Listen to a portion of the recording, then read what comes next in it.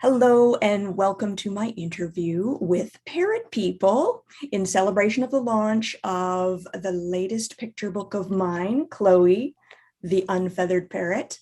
There it is, which launches the afternoon of June 18th, both virtually and in person at Bampot Tea House, 201 Harbord Street in Toronto. So come party with the parrots. 100% of the proceeds from Chloe book sales on launch day go to the Parrot Sanctuary. And today, my guest is the director of the Parrot Sanctuary, Marie-Elisabeth. Marie-Elisabeth, welcome, and please tell us a bit about yourself and the Parrot Sanctuary. Thank you for having me, and I'm super excited about your book. Thank you. I hardly wait for kids to read it. I think they'll really enjoy it. So I am the director of a sanctuary that primarily looks after birdies, and we specialize a lot with parrots like Chloe, that's part of the book, on birdies who have gotten a little bored or maybe are a bit lonely, and they've kind of started pulling out their feathers, which is something they do. Because when they're bored and they have nothing else better to do, they start doing behaviors that are behaviors they would normally do, but just too much of it. So Chloe, and here actually, I will just show you Sammy. This is my little Sammy. You can see he's missing some feathers. Still just as handsome, but he's missing his feathers. And Sammy was very lonely as well, like Chloe. And so I adopted him, and some of his feathers didn't grow back, but I don't mind. I think he looks just as handsome. He does, most certainly. Yeah, and our mission really is to help people keep parrots in their home and to educate people, but also because they're not like cats and dogs, we want to make sure that they have all their needs met with special food and a lot of time out of their cages. And they're very, very used to being around many birds in the wild. So in captivity, when we have them in our houses, we have to make sure they get loads and loads of attention and that they pretty much become part of our flock. Our family, so that they're not feeling like just a little pretty thing in the corner. Yeah, they're not decorative. Exactly. Yeah. So we really have to, they're very, very intelligent. So we want to make sure they have loads of safe toys to play with and lots of sunshine, but of course safely, because parrots can fly away. But yeah, so a lot of the good things that we enjoy, we need to give for our little feathered friends. Excellent. And Sammy sort of inspired you to start the sanctuary, did you tell me? Did. When I first got a bird, he was a perfect little, what we call parakeets, budgerigars. And when I brought him home, my husband was playing the radio, but it was a bit too loud for me because I was working on my computer. So I said, could you please turn down the volume just a little bit? And the parakeet that I had said, the kids watch too much TV. So both my husband and I were blown away. This little tiny little minuscule bird clearly had remembered something from his previous family. And I guess the kids watch too much TV. Yes. So important to read books. Yes, exactly. Like Chloe. So I just was blown away. And then I thought, you know what, I needed a little companion for that bird. So I started looking for other birds and I came across Sammy at a rescue. And I thought, oh, this kid, he's pretty unique. I'm going to take him home. So Sammy inspired the sanctuary because I felt that I've never seen a bird like this before. I thought all birds had their feathers. And when I saw Sammy, and that I thought to myself, oh my goodness, there are birds that have all their feathers who are sort of perfect feathers, but then there are some that don't, and they need just as much love. And so I started a sanctuary so that people could learn about birds and how to care for them. Nice, lovely. And it's been running for how many years now? Well, it's almost 20, but officially, I guess 2004. Okay. Wow. Because I acquired my little guy very early on. Yeah. Please tell me about your role as director. Well, we've got an amazing team of volunteers. So I'm kind of in charge of making sure things run smoothly with all the birds and to make sure all their needs are met. And I primarily look after rehabilitating birds, so trying to get them away from pulling their feathers and to do other normal behaviors they would do, like searching for their food, shredding things apart, and just giving them hopefully the best life they can live. And I just really enjoy seeing them play with toys and destroy the right things, because if you leave them unattended, they might remodel your house. And so it's important for them to have appropriate toys. So as a director, I just make sure we do a lot of education for people so that they can hopefully keep their parrot in their home, but also if they've acquired a new parrot, they can understand how to care for it properly. So we have this great team of people who are very compassionate and knowledgeable about birds. And yeah, so my role is kind of, in a way, a big role, but also a very fun role because I get to do what I love all day long. Wonderful, wonderful. And we'll be talking to some of the other people, other members, other volunteers from the Parrot Sanctuary later on. And actually, as of the airing of this episode, I'll have already spoken with Sherry, and we'll have met Chloe as well. So thank you. And now, speaking of Chloe, please tell us a little bit about her and the time she spent at the Parrot Sanctuary before she found her forever home with Sherry. So Chloe came to us from a very, very nice man who didn't quite understand the commitment involved with birdies. Mm-hmm. And Chloe is such a lovely, lovely bird, but they are known for being very, very loud. And so, but that's a natural behavior because usually in the wild, they call for their friends. They're like, where are you? Everything's okay over here. How are things over there? And so if they don't have someone to communicate when they don't see them, it's very stressful for them and they get very, very lonely. And Chloe didn't know what to do. And her owner, such a lovely man, but he didn't know, for instance, that Chloe needed toys, she needed things to do, and that she would call and call for him, but she wouldn't hear back from his voice when he was at home alone. And so for a bird, it's very confusing because we might think of us if we were at home alone, not much to do, maybe we got some snacks, but you know, it gets a bit boring, nobody's around, we get pretty lonely. And it's the same thing for birdies, and especially for animals that aren't solitary, animals who really, really want to be around other birds, other people, other animals. Yeah. So it's tough on them when they're on their own. Okay. Oh, I'm sorry. And Chloe was such a special bird because she was such a character and so lovely, but she had gotten used to calling all the time. So even surrounded now by new friends and birds, she still had that kind of like a little bit of a habit of doing that. And she had stopped pulling her feathers now because she had new friends and toys to play with, but it'd still be just a little bit loud. So she we thought, oh, you know, how are we going to find that perfect family who doesn't mind a little bit of noise and certainly can appreciate a cute little partially naked birdie. Unfeathered birdie. Unfeathered, yes. Or at least partially. That's there. She does certainly still have some feathers, yes. They can't pluck all their feathers that they can't reach. And she'd kept her wings. So that was a great thing too. So sometimes even when you look at her, she doesn't look like she's from the back. She doesn't look like she's missing her feathers because she's got a long, beautiful tail and long wings. Yeah. And we knew she was a very unique bird and she needed a really special family, a family that would love her for the way she is and really enjoy her that way. Yeah, absolutely. And she certainly found that home. Yeah. Sherry, who adopted Chloe, is a very, very special friend. And you'll see in the book how she developed such a great relationship with Chloe, and not to give away anything. So you see how she found her perfect flock.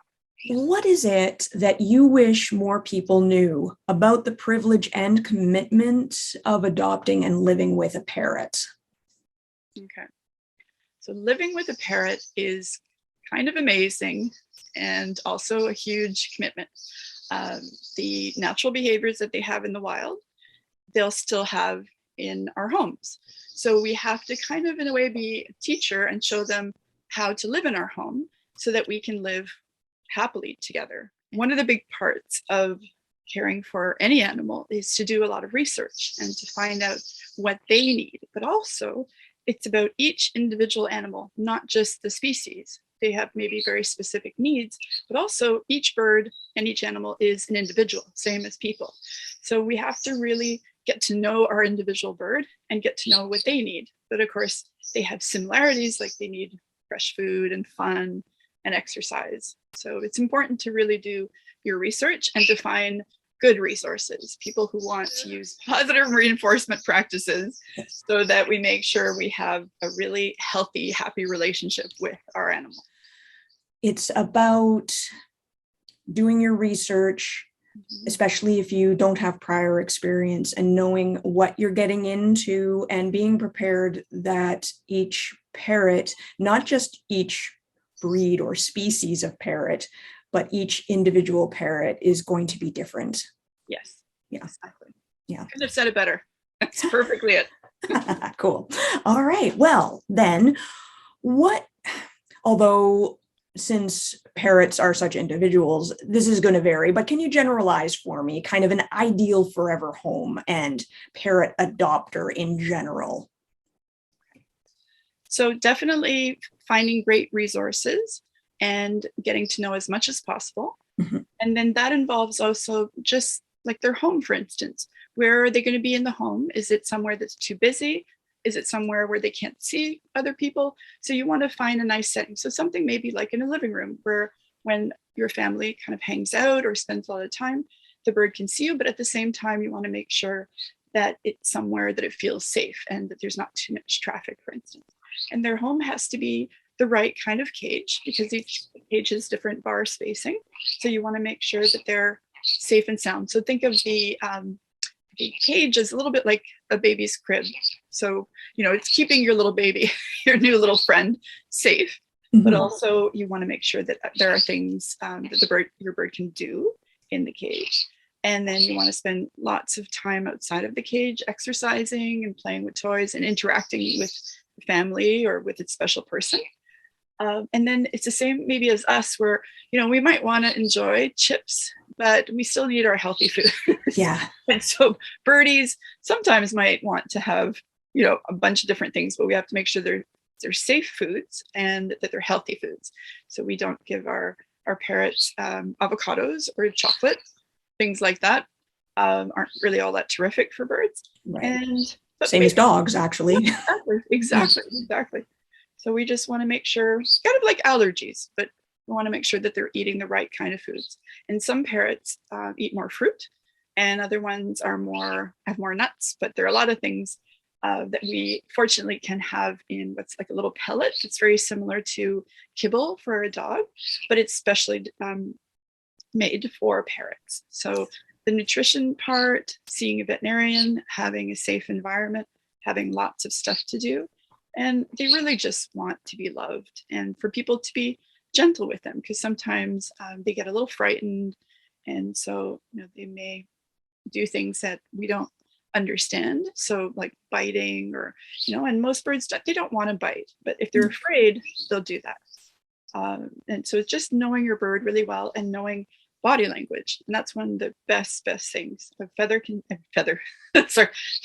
can tell you a lot on a bird. So Sammy right now is pretty calm. He's kind of looking around and he isn't looking very frightened. He's well perched on my hand. So we just want to look at different kind of body language and understand what different things mean. Sometimes birds have little crests that pop up when they're startled or when they're excited. And so just understanding body language is a really important factor. Right. How about when they puff up? Not when they're just shaking their feathers out, but when they get puffy. What does that mean? That's usually they're sort of scared and they're kind of like us, sort of surprised. And so we want to make sure we don't really touch a bird when they're frightened or surprised. We kind of want to let them just have a minute to kind of calm down and then we can interact with them. Awesome. But it may not be the best time to cuddle a parrot when their feathers are all puffy. Oh, and how do you, when you can see that they're calm and they clearly want to cuddle, how do you cuddle with a parrot exactly? Well, we always let it on their terms. So we let them decide because you want to have the okay from any animal. So if I were to put my hand forward and Sammy doesn't want to get onto my other hand, that's fine. He's already on this hand. He feels comfortable. If I wanted to give him some cuddles and he seemed receptive towards it, and you see how he's maybe just putting his head down. He likes his ears rubbed, which is right. A lot of parrots can't see their ears because they're covered in feathers, but they actually really like their ears rubbed, a bit like a dog. So you can see when Nice. he kind of starts to close his eyes gently.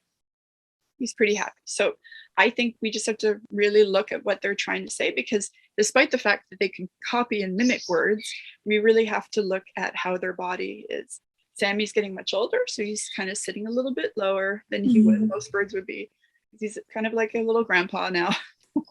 But he's he's pretty perky, and so we just want to make sure. Birds make sounds sometimes, and then you'll start to know your bird by the sounds it makes as well. Like if it makes a scared sound, and the first couple of times you hear them, you're not quite sure, but then if you look at what's going around them, you can figure out which sounds are happy sounds, which are frightened sounds, which are grumpy sounds. So Nice. all about just learning about your individual bird. I am learning a new friend, like meeting a new friend. You want to just get to know, they might like hugs, they might not like hugs. Yeah, they want to maybe just hang out. So it just depends on your new friend. right. And you don't pet them along their wings or back, basically. So in that respect, they're not like dogs. Yeah. They like maintaining their feathers on the, oh, see, do you see his little beak? Because I moved a little bit too fast. Yeah, right. He was like, oh, I don't like that. That finger moved too fast. What's going on? Actually, I'll just tell you quickly, Sammy, I've not worn glasses for most of his life with me. And when I first got to the point where I started wearing glasses, he was very cross. He did not like these alien things on my face. And I thought, what is going on? His behavior is changing. But then as soon as I took them off, he'd go back to normal. Now he's kind of gotten used to them, but he got used to them gradually. I didn't just kind of put them on and have him get used to it. He had to kind of almost sort of realize that they weren't some contraption on my face, you know, something attacking me. Exactly. Weird. Yeah, that he had to protect me from. But yeah, it's really important to touch just the top of their head when they're in the wild. The top of their head is sort of maintained by a friend, so they really actually enjoy that. But usually the rest of their feathers, they kind of look after themselves, and they're not really, it's not a good area to rub a parrot, sorry. Yeah, it's similar to a dog, I think, where, you know, they might like their head rub, maybe they have sensitive ears, you know, they might maybe more like when dogs might like to have their back touched. But parrots, you kind of have to stick to the top of the head, like from the neck up. Well, and other than that slight deviation, because sometimes you don't start with the head, or maybe the head's okay, but not the face of a dog. Whereas the back might be safer depending on the dog. Exactly. What you're saying about parrots actually sounds a lot like just, a slight variation on dogs, strangely. And the kind of care and commitment that go into looking after and a bird is rather similar to a dog. So if people were to think of it that way, like dogs are supposed to be a part of your family, and they're high maintenance in different ways than parrots, but there's an awful lot of striking similarities. It's really neat. And so the main takeaway, I would say, is that birds, they're not this decorative little ornamental thing. Like, now people with fish tanks are going to argue with me, but like maybe a fish tank might be for some people. And I would say for people who really love fish, of course, it is much, much, much more than that. So, but some people might think, like, a bird is easier to take care of for some reason because they just sit there in their cage and stuff. And it simply is not the case. Think of them more like dogs in the sense of the amount of care, the amount of love and attention and all that stuff. Would you say that's true? Yes. I really think that they have their own unique traits. And so to have a good relationship with them, we really have to look at their needs. We want, for instance, as humans, as primates, we want to cuddle and touch. And birds want to get a chance to know us, and then we can handle them. But they want to also build a sort of sense of, he's saying hello, Sammy. Hi, Sammy. Sammy. It's very garbled. You see, like, maybe not be able to hear it, but I can. Hi, Sammy. They, don't necessarily know that hens are friendly, depending on whether or not they've had a good relationship as a baby and growing up, and hands have meant, oh, cuddles or giving you food. But when I'm talking about cuddles, it's like you said, we just want to stick to the top of the head and to areas they seem to like. So if a parrot likes it, they might just lean in. But individual, like dogs, like reptiles, which you have so much knowledge on, exactly, because some of them, I guess, are more solitary, and so they're that's what they're comfortable with. It's stressful for them maybe to be around lots of other reptiles or what have you. Mm-hmm. And so for birds, it's very much they want to have as much, maybe not dramatic, but they like a lot of flair sometimes. they want to feel safe, but they also really enjoy, singing and bopping around and dancing and different things. So it's just getting to know them gradually and seeing what they like. One of the things that I love about Sammy is when in our sanctuary, when we have many birds, if somebody is missing their water or their food, Sammy will start to make a very specific noise. He will beep. He will beep somehow. One of the birds has somehow communicated that they don't have their food or water.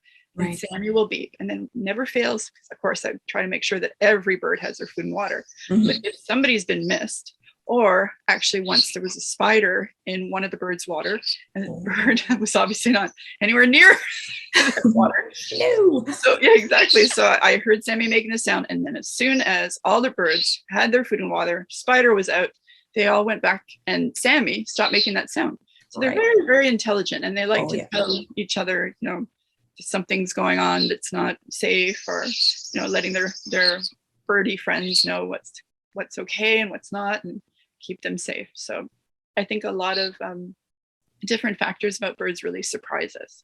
Dogs are great, comedians, cats are sort of like very funny because it's almost like they're the boss. Mm-hmm. You're their person. And but parrots want to just kind of have the opportunity to kind of take a break when they want to, and then hang out at other times. So it's just knowing that, and knowing that they're a species, they're not human. So when we start to attach sometimes things personally, and sort of think that birds have similarities like humans, they definitely have emotions and can feel pain and sadness, but they're still an animal. And so our communication with them has to be really clear and gentle. Yes.